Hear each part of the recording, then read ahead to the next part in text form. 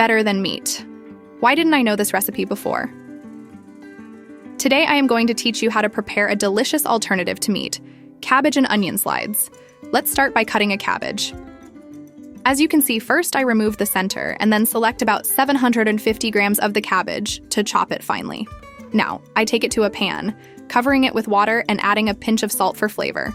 We'll cook it on the stove for about 10 minutes or until cooked through, making sure it's tender but firm. While the cabbage is cooking, let's prepare the onions. I take 2 medium onions and chop them finely. It is a process that requires patience and care, especially to avoid tears. In a frying pan, I heat a splash of oil and then add the onion.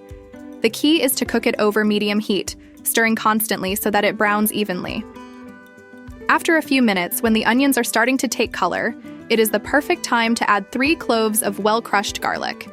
I cook the mixture until the onions are golden brown, then remove them from the heat.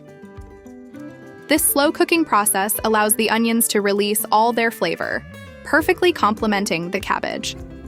Let's go back to the cabbage. Once cooked, I will strain it very well to remove all the water. This step is crucial to ensure that our torrejas are not watery. You can use your hands to squeeze and extract all the liquid. Next, I will place the cabbage in a large bowl and add the already cooked onions. Now it's time to add the eggs. I break 2 eggs and add them to the mixture.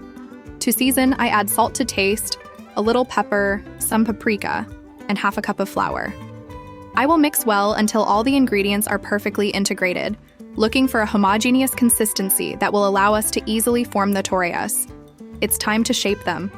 I will take portions of the mixture and place them in a pan with oil over low heat. Here, the secret is to cook the torrejas slowly, so that they brown well on both sides, acquiring a golden color and a crunchy texture on the outside, but soft on the inside. I dedicate this special recipe to Miriam Jasmina Martinez, who follows us from the United States. While I cook the torrejas, I make sure to turn them carefully so that they cook evenly. Pay attention to the golden color they are acquiring. It is a sign that they are looking perfect. Once ready, I will remove them from the heat and prepare the sauce that will give them the final touch. I use half a cup of plain Greek yogurt, to which I add 2 tablespoons of mayonnaise. I add a clove of chopped garlic, the juice of half a lemon, salt to taste, and a little pepper. I mix everything until I achieve a smooth and homogeneous sauce. I would like to know where they are watching us from. Leave me a comment to say hi to you in our next recipe, and here you have it.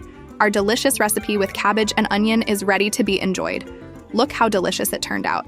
It's time to take a bite of this wonderful creation. It truly is a unique culinary experience. Rate this recipe from 1 to 10 in the comments. I'm Maddie from Super Delicious. Until the next recipe.